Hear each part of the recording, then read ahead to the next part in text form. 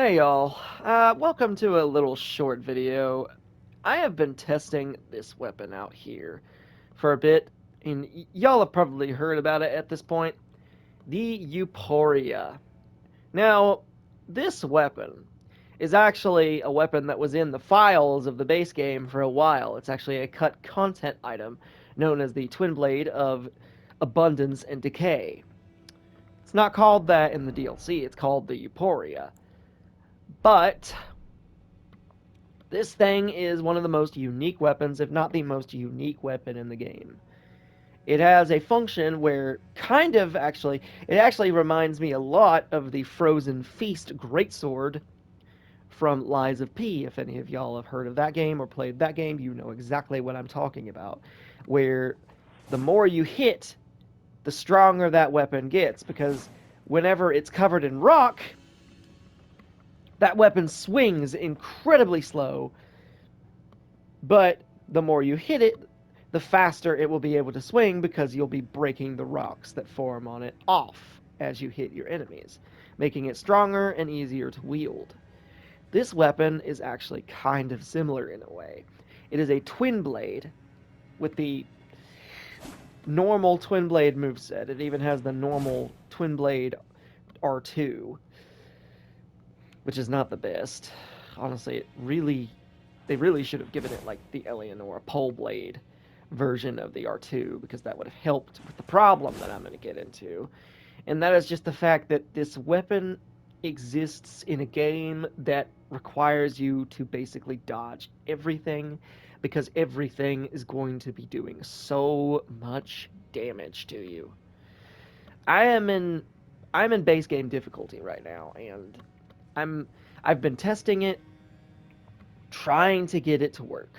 And it works in a very similar way to the Frozen Feast, in that the more you attack, the stronger this weapon will get.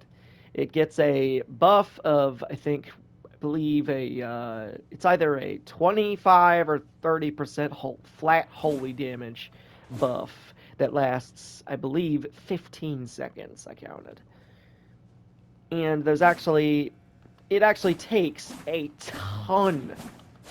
It basically takes an entire combo, an entire R1 combo, two-handed, to actually get this buff to activate, which, because you're having to dodge all the time, is next to impossible to do, because this game also has a stamina bar system, and the stamina bar, you swing, you're going to be using stamina all the time, and that's just going to make it even more difficult to get the buff off. And then on top of that, it actually has a further powered version of the buff if you continue to hit it while it's already buffed. And what it does is it changes the way the Ash of War works. It makes the Ash of War slightly faster, and it gives it a little beam of holy damage, which does pretty good damage, don't get me wrong. But just getting to that point is borderline impossible, especially in boss fights, where you're having to constantly roll everything.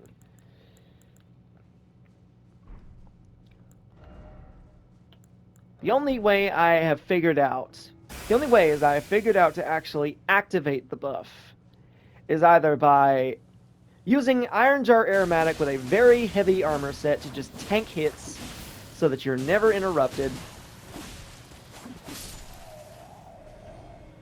And the other method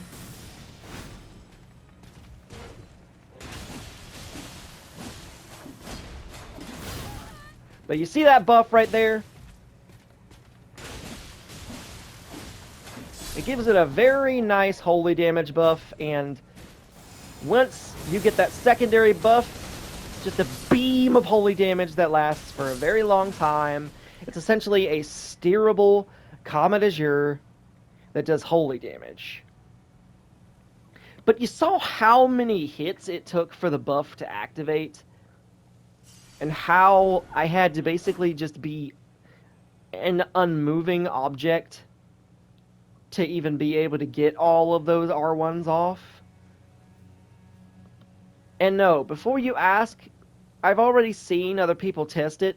Power stancing two Euporias does not make the buff come out faster. It's actually slower than if you just spam R1.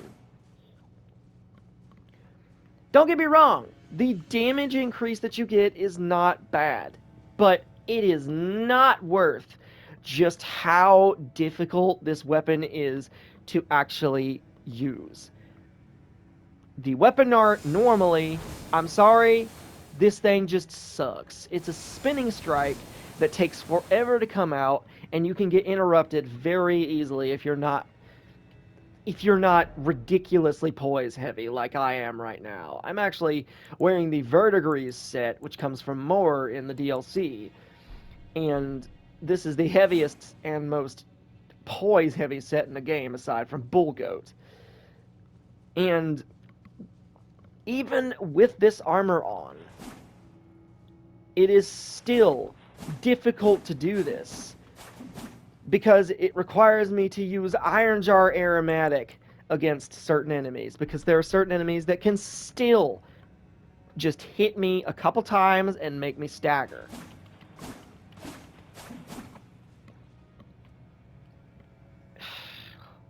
What I would suggest for this weapon to fix it is one. That should be the amount of hits I need to activate the first buff. And in order to activate the second buff,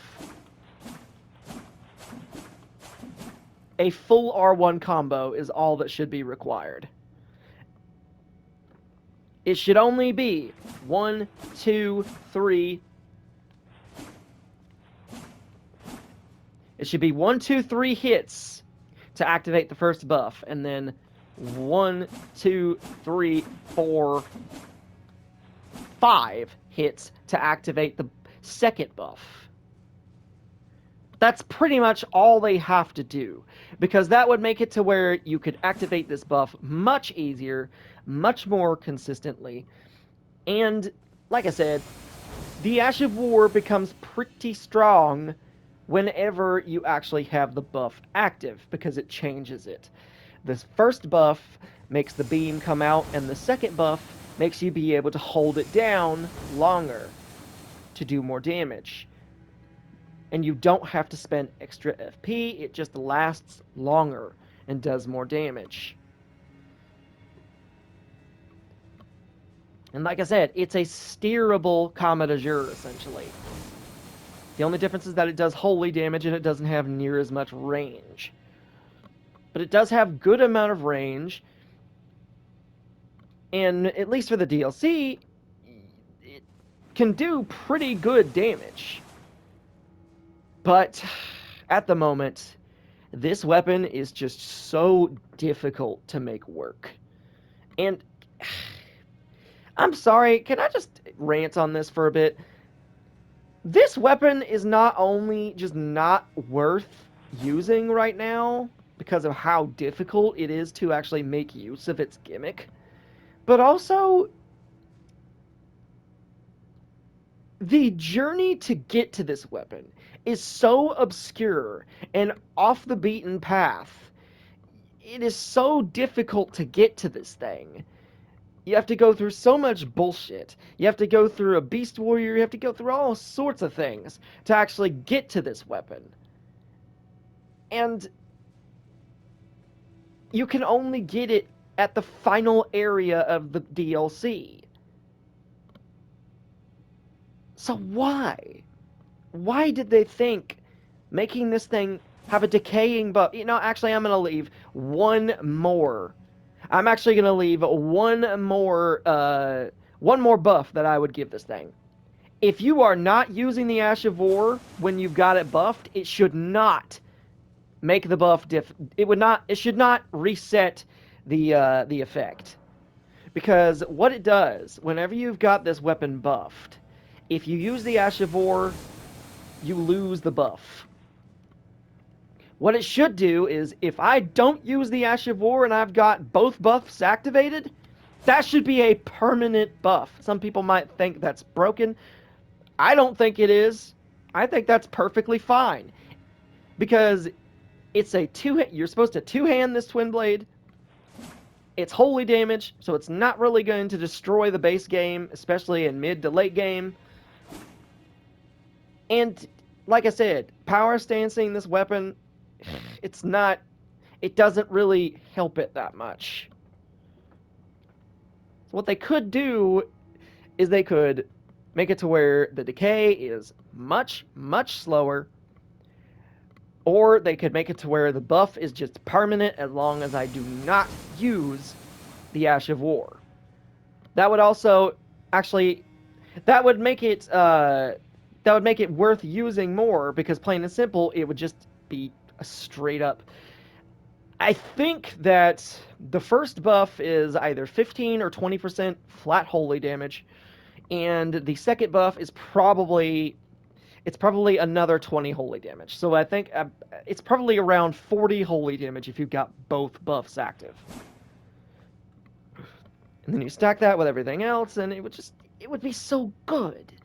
But it's just got such a shit gimmick at the moment that needs a serious buff. So, in the next updates to come, I really do hope that they fix this thing, that they make it more reliable, more viable, and just more consistent. Because at the moment, this weapon feels like it was meant for Bloodborne, not Elden Ring. A Bloodborne weapon would have had a gimmick like this, because in Bloodborne, the player was able to weave in and out of combat very effectively and trade hits. In Elden Ring, you trade hits, you're taking an absolute mega ton of damage in return, because counter damage is a thing in this game, and a lot of enemies do pierce damage. But anyways, that's all I wanted to say, everybody. This weapon just seriously needs some work.